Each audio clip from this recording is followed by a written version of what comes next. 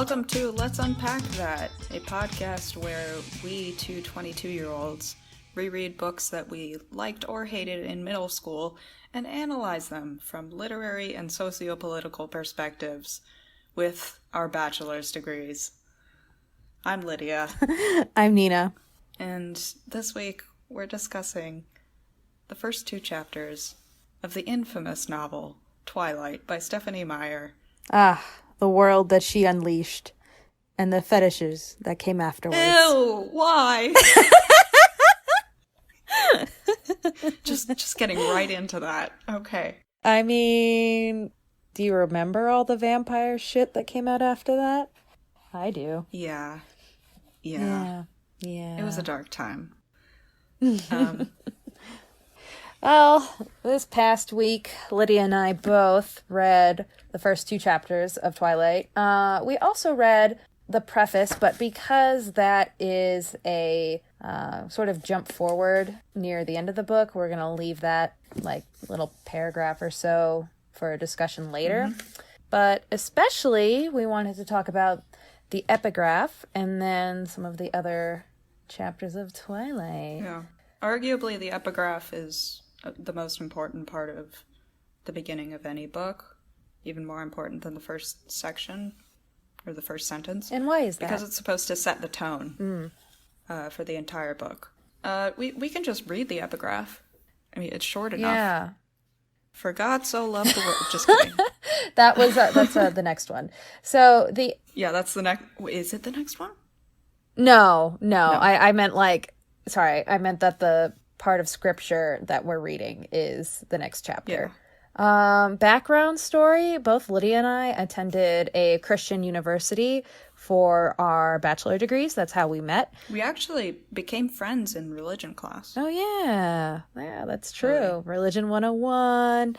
That was a great class. Yeah.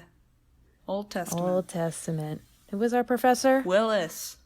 Yeah. And I feel like that class qualifies us to discuss this beginning quote from Genesis. Let me just say that one of the few books that you have to really seriously consider quoting before you use it as an epigraph is the Bible. Another is any Shakespeare text, because there's always a dick joke in it. Excellent. Not true with the Bible, but kind of. Let's unpack... okay. If you're reading it that way. But let's unpack the epigraph, which is about the forbidden fruit, the tree of knowledge. We all know the story of Eve being tempted by the serpent to eat the fruit from the tree of the knowledge of good and evil. And if you can't tell, Lydia and I are slightly jaded by the thought of religion at this point, 4 years later after our meeting. Hey, at least we didn't major in it. Yeah, that's true. That's true. The epigraph itself is Genesis chapter 2, verse 17. And I can go ahead and quote it to you now. I have it open.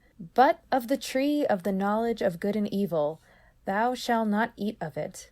For in the day that thou eatest thereof, thou shalt surely die. Beautiful. Thank you.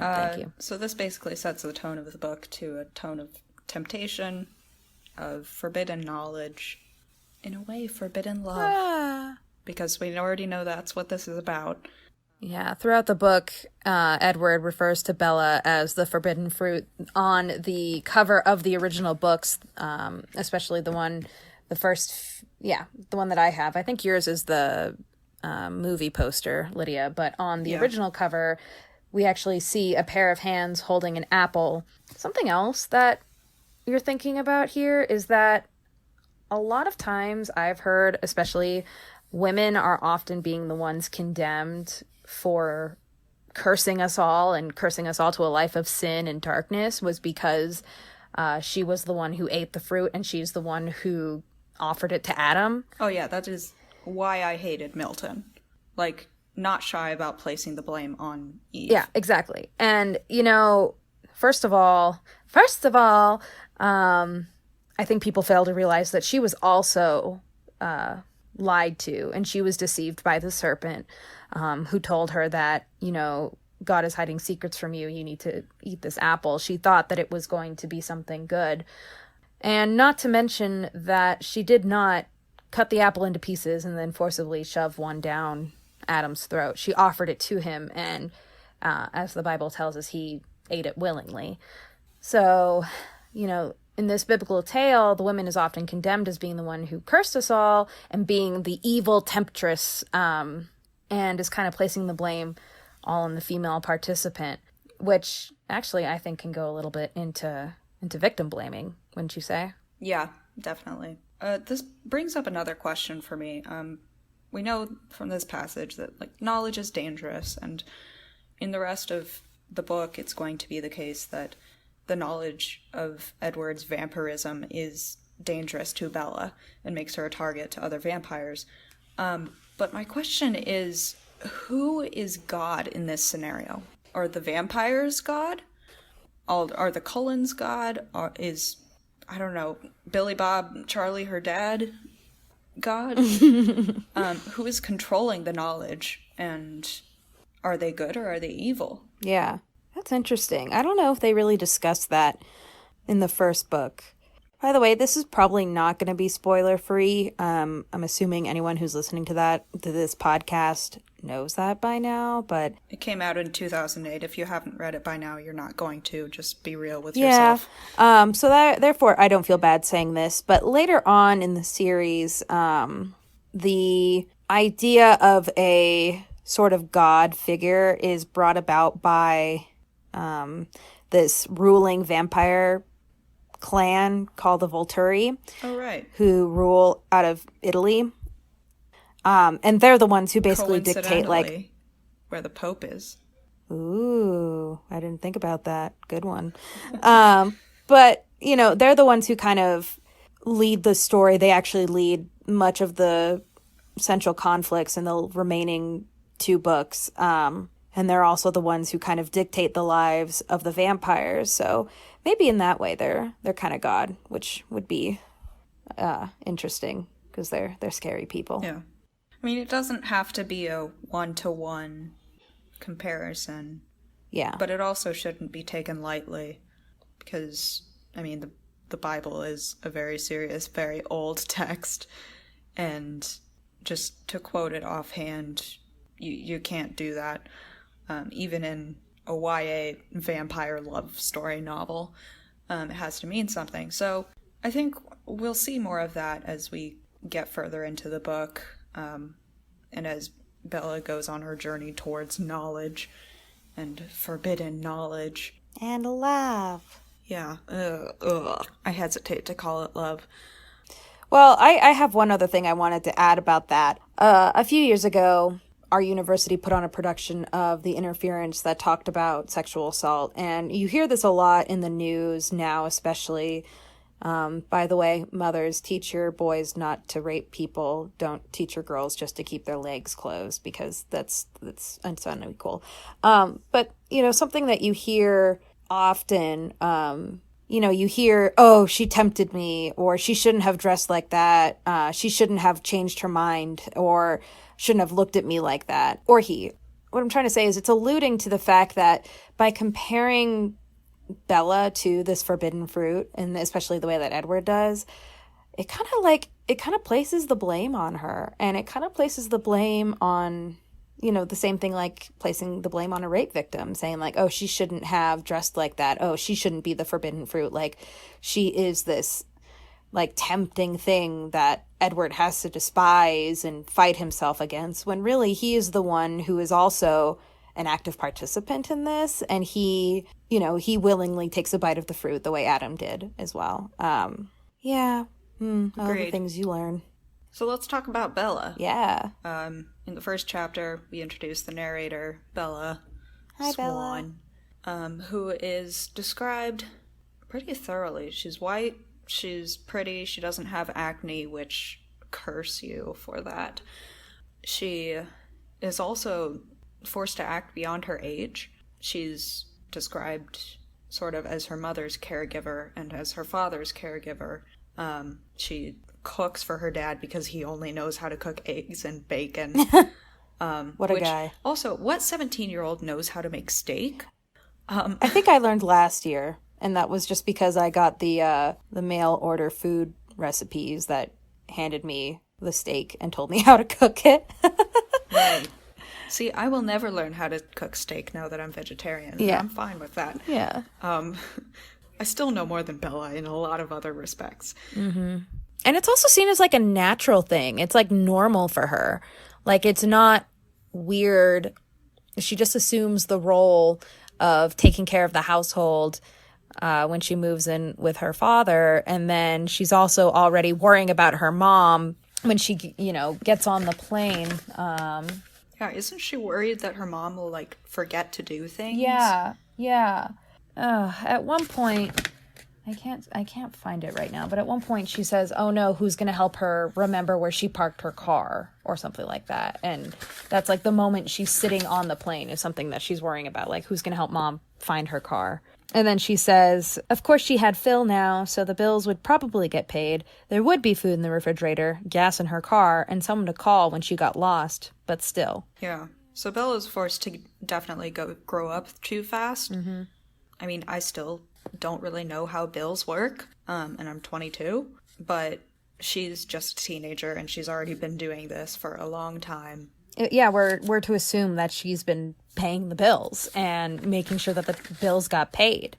Yeah. And making sure that her mom put gas in the car and picked up her dry cleaning, which, geez, I mean, I think I was barely 17 when my parents trusted me with my own car, and that wasn't on, that was under their insurance and under their name. I was basically just driving it while they owned it.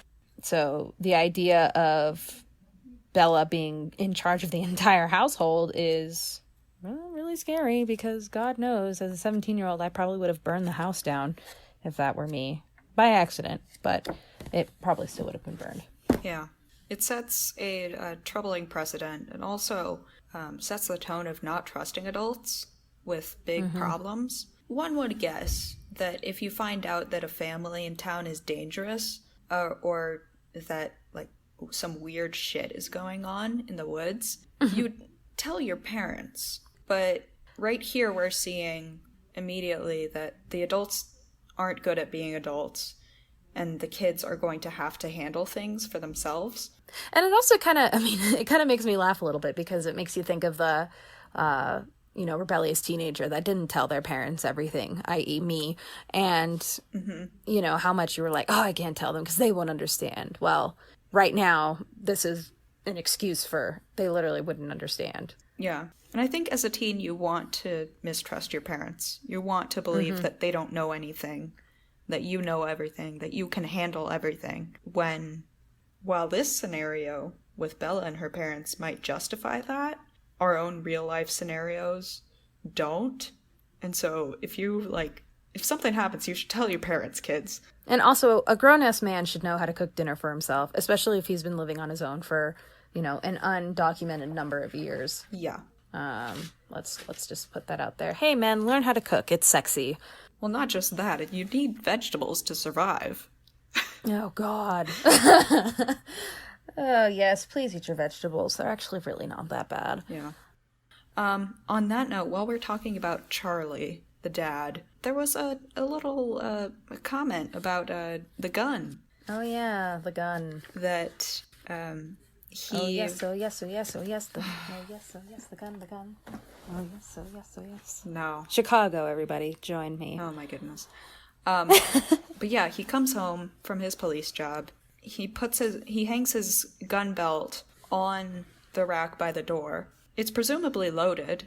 He's not putting it in a safe, which is completely unsafe. Well, there's also a slight comment about depression. Yeah, I have it open.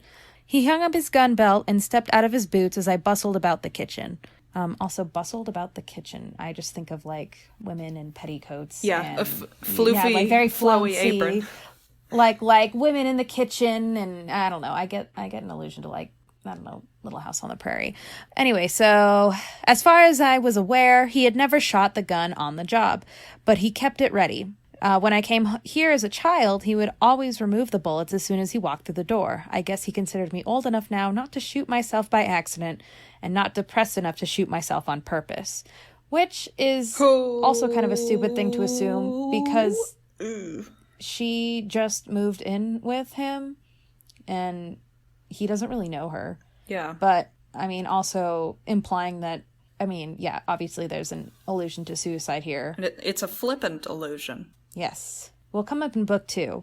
Not that we're going to talk about it, but for people who don't know, suicide is greatly referenced in New Moon a lot. And also, 10 years ago when we were kids and we were still in middle school, of course, we had lived through tragedies like Columbine, which I think was 1999, and Virginia Tech shooting and all those horrible, unspeakable tragedies. But it wasn't, at least in my opinion, for our generation, the idea of gun safety and school shootings really didn't become prevalent until the Sandy Hook shooting in 2012, which was 4 years after this book was published, 4 or 5. You know, and ever since then, the discussion around gun safety, gun regulation has really gone on and off.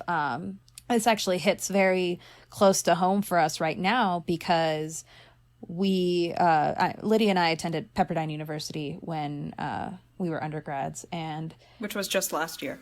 And, you know, unfortunately, we saw throughout the course of our last year, we saw the Parkland shooting and the March for Our Lives campaign that sprouted from that, which really upped the discussion for kids our age and for the younger generation still in high school, talking about gun regulation and talking about getting involved. But even more recently, as of this recording, we had last week at a Borderline Bar and Grill.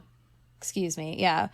And it was a popular bar that a ton of kids went to. I've been to the bar. It's a great place. And just last week, someone came in and shot and killed 12 people. And unfortunately, one of those people was a freshman at Pepperdine. So even now, like, alluding to this, thinking of, like, oh my gosh, you hear about the kids who got a hold of their father's gun and that's how they managed to harm other students or other people, was by taking someone else's gun. Just having this illusion just really, like, it struck a chord with me. It was kind of like, ooh, that really would not fly. It has not aged well, this passage. It has not aged well. No, that is something that, even reading that, and I was like, oh boy, that's something that we could go into all sorts of discussions about. Yeah. Also, rest in peace, and to all those affected by the shooting in Thousand Oaks. We are with you. I mean, I still consider that part of California to be my community, and so always sending thoughts and prayers. And votes. And votes. Please vote. On a literary note, also the gun thing. There's a saying that if you have a gun on the stage in the first act and you introduce it, by the end of the play it better have gone off. Or else, what's the use? You're setting up dominoes and not knocking them down. And I don't think this gun is used ever again, or referenced. No. At least not in this book. Which is a poor setup. Doesn't compare to the real-life impact of the flippancy. Do we want to take a short break before talking about the rest of it? If you want to, yeah. All right, we'll be right back. I'll be right back after the break. Thank you for joining us. The following is a brief pause to allow the host to get their shit together. Please take this moment to do the same for yourself. Thank you.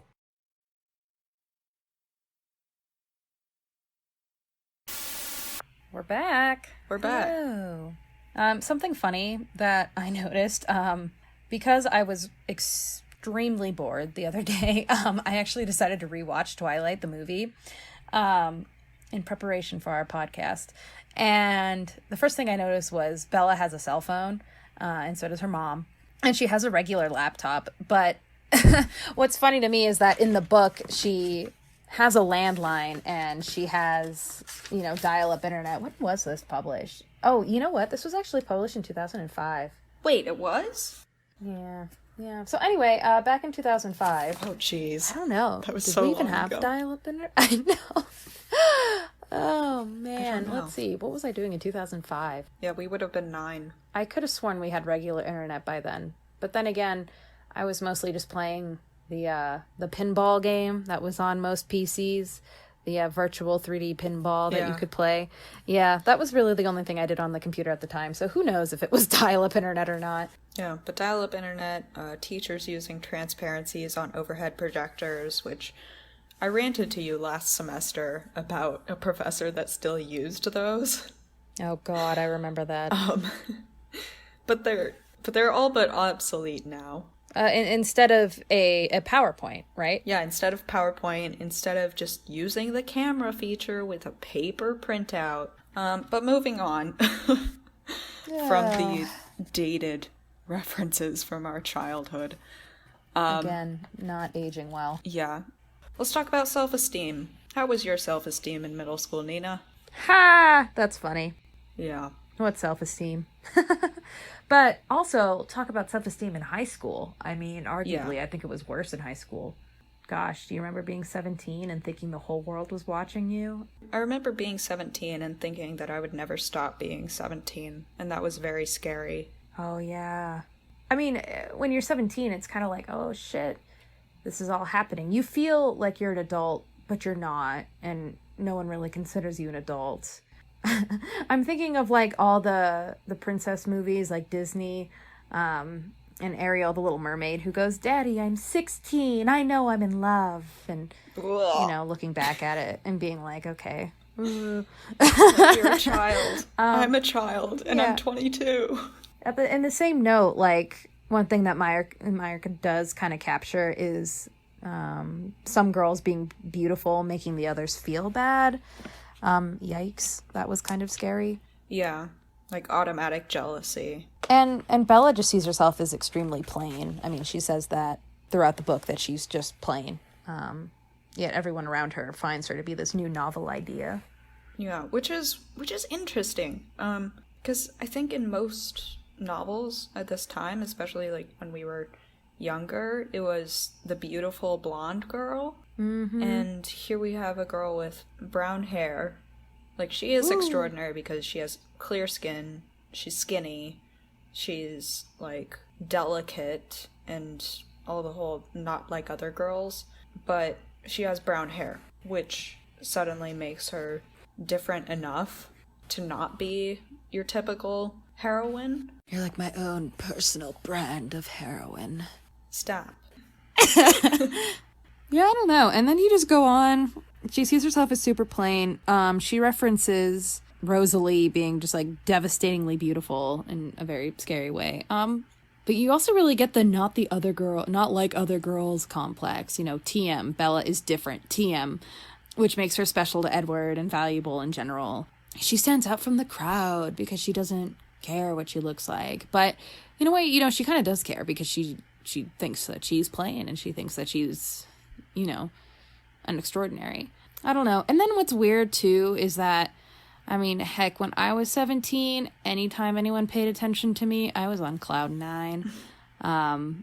And like here Bella is, I mean, she's acting like she's a 30-year-old in a pond of teenagers, which I guess kind of references back to the fact that she's had to grow up and literally took care of her mom and took care of her dad. She, you know, it doesn't even really that she feels above the others. It's just that she feels removed from them. You know, she's looking at Eric, who's clearly flirting with her, and looking at Mike, who's also clearly flirting with her, and is already done with it when she's barely met them and doesn't really even know, like, the fact that they're paying attention to her, even though she was so nervous about starting at a new school and there were people who were pretty much willing to be her friends and be around her. She was kind of jilting them already. And then she's also kind of like, you know, she was talking about, Bella in her voice was talking about that she guessed that Edward had rejected Jessica because she was so bitter about him. And I don't know, that line just always has bugged me. And especially thinking like, oh God, like, that's kind of a bitchy thing to say. You know, like, oh, I wonder when he rejected her. Like, what? I mean, I don't know. Have you ever met a teenager that kind of thinks like that? Yeah. I mean, it's a very teenager way to think. But, like, the way she kind of reasons through it, like, oh, she's bitter at him because, I mean, do you know what I'm saying? Like, the way she kind of says it makes it feel like she's, like, looking at her as if she doesn't understand. Yeah. And is, like, done with it already. It's a childish way to think that portrays itself as a mature way. Like, in a lot of ways, Bella portrays herself as very mature. She is mature enough to go to the grocery store and cook dinner, and I hated the grocery store when I was 17. I still hate the grocery store. But she does all these things, and she operates like an adult in a lot of ways, but it's these moments that reveal what a child she still is. Like, in the way that she thinks about other girls, in the way that she kind of has a not like other girls complex, in the way that she's sort of over it and thinking, oh, I'm above this, even if she doesn't explicitly say so. So it's a combination of revealing how young she is and how old she can seem, which I think will later play into why Edward likes her, because he is over 100 years old. And she acts creepy above her age. Yeah. In some ways. True. Even though she's still a child. I think we beat that horse. I think we beat that horse well into the grave. As I said that, I regretted that expression. For those of you who don't know, I am a horse woman. I am that crazy horse girl from the 6th grade. I was the crazy Twilight girl and the crazy horse girl. Hence why I was so popular. Collected them all. Collect them all. Exactly. That was me. I also loved books. In middle school, I definitely had a not like other girls complex. And I would say maybe that expired around sophomore year of high school. Oh, I think I have that complex right now. I don't know. I think it has evolved into, I'm different, but, it's whatever. Not, I'm better than everybody else because I only listen to classical music. I think part of this book might have fed into a lot of that. Wanting to be special, wanting to be different, and wanting to be different to a boy. Yeah, you wanted to be remarkable because you were different. Yeah. Like when you're young and you don't really fit in with the popular crowd, there's a bit of you that's like, well, I'm different, and sometimes you hate that part of yourself, or sometimes you let it kind of manifest and you make that kind of your, almost like a defense mechanism. Yeah. And even now, I think everyone wants to be told, oh, you're different, and here's why I like you. Or, if you're looking for a romantic partner, someone who can tell you all the ways that you stand out to them in their minds. I think in middle school, and especially with the burgeoning of all these novels with the not like other girls heroine, we saw a lot of wanting to be that special one, wanting to be that chosen one. And that has evolved as we've grown up. Like then it might have been, oh, I want to be unique in my school or in my friend group. I want a boy to choose me over somebody else. I want to just excel in some way or another. Have this thing that I know that it's different about me and that I can keep inside. And I think that has evolved into maybe adult selfishness, perhaps. I was going to say being completely gay, but I mean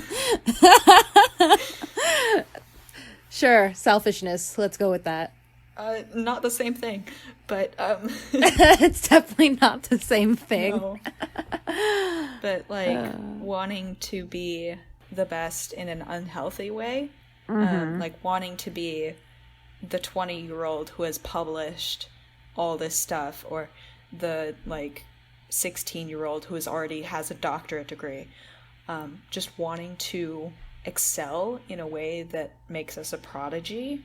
And as we've gotten older, that's become less and less possible because we're not 16-year-olds with doctorate degrees, and we're not 20-year-olds with 100 published essays. Also, the whole idea that if you don't succeed by 25, if you aren't famous by 25, if you aren't married with kids and all this and everything by the time you turn 25 or 28, that you have utterly failed at life. I mean, clearly, the two of us sitting in our rooms and doing a podcast about Twilight. Yeah. When really, life isn't about not being like other people. No. It's not about receiving special attention from a vampire or a werewolf. Or a boss. A significant or other. A significant other. It's about just being. Yeah, like, do whatever the fuck you want to, man. Unless it hurts other people or makes other people want to hurt other people. In that respect, don't do that, because it's a shitty thing to do. Everyone on this planet is equal. Don't hate. So that's that.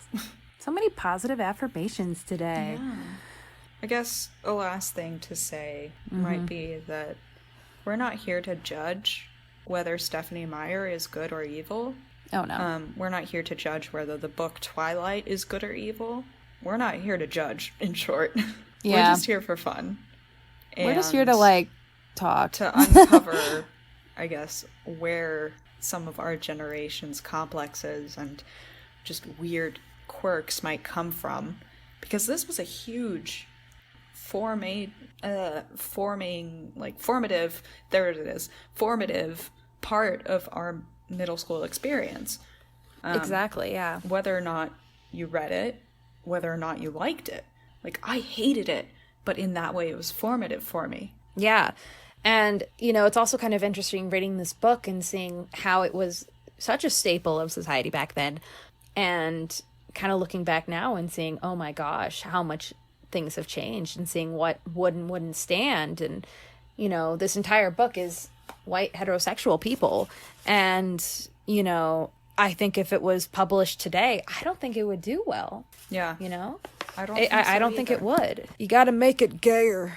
Yeah. I mean, and that's why fan fiction has gone there. Yeah. I mean, fan fiction has definitely gone the other direction. 50 Shades of Grey. But there are fan fictions where Edward's a girl and they're lesbians. And, like, that is... The fan fiction has evolved with us. I would have loved it if one of the werewolves had imprinted on someone of the same sex. Like, imagine the possibilities. It would have been cool to have at least one gay person. That would have been in a really novel nice. that And we not read like, in middle school. and not having them be like the ridiculed weirdo, but like how they would be hopefully in an ideal society, or hopefully today, just be like out and be who they are. No one questions it. Wouldn't that be nice? And as in literature as a force for moving forward in society, I think this is very much a relic of its time, and it represents the age of 2005 to 2008 very well in that. I don't think that it has moved us forward as a society. And thank God that we've moved past it. Yeah. I mean, I will bet it did pave the way for a lot more inclusive vampire love stories, but, I mean, on its own, not so much. Yeah. So let's jump back to the present. I mean, I'm just going to add real quick that it shaped a lot of how people saw how relationships should be, especially, I mean, when you're a 12-year-old girl, this book was really kind of like your first introduction to romance. I mean, I wasn't interested in boys when I first read this. I had some classmates who were already trying to flirt with boys, but, you know, none of us had really dated. And I think this book had a lot of power, especially because it was reaching such a young audience, to really build up the idea of what the perfect relationship should look like, and how it wasn't perfect, and how it was really tumultuous, and there was arguments, and there was all this like angst, when, you know, nowadays I would hope that that's not the case, but, you know, you never know. To each his own. Yeah, I don't know if at the time we knew that this wasn't an ideal relationship. I knew it. Of course you did. Of course I did. Yeah, of course. Of course you did. Because I knew everything at age 13. Yeah, you did. She still does. Still do. Still do. Maybe I know less than I did at age 13. I don't know. Oh, God. But even though it's not like the ideal, it might have been back then. And I think that's valuable nonetheless. Yeah. Let's grow and change together, my friends. Yeah. Don't use Twilight as a stepping stool. I mean, maybe use it as a stepping stool, but like jump off it really quickly. Real quick. Real quick. Real quick. Yeah. So we're going to close this out. Thank you for listening if you are still with us. Yeah, we'll be back in 2 weeks for chapters 3 and 4, where we'll probably talk more about Edward, because we've mostly talked about Bella in this episode. I'm ready. Remember, I was Team Jacob. I'm ready to tear this bitch down. So we will talk with you in 2 weeks. See the links in the show notes, I think it's what they're called. Something like that. We'll put it all together. It'll look nice eventually. Yeah, it will look nice. I'll make it look nice. It better look nice. Also, hey, if you can, donate to the California wildfire relief funds. Right now, our home down in Southern California and also up in NorCal is being burned alive like it normally is every year, but this time it's personal. So if you can donate to any kind of relief or donate to saving the animals, I always like to advocate for the animals. Please do. And also, once again, California, we love you. I love you. Lidia, I mean, you're still there. Yeah. But it's our community, and geez, this has been a hell of a week. Also, Stan Lee died today. Yeah. Which is absolute bullshit. So November 2018 can fuck right off. Thanks. We're going to sign off. Please subscribe on, what is this? SoundCloud and eventually iTunes, as we're trying to get on there. And we will see you in 2 weeks. Yeah. And hopefully we'll have some cool talking points for you. And hopefully less sad, shitty things to talk about, too. All right. Yeah. Bye. Bye-bye.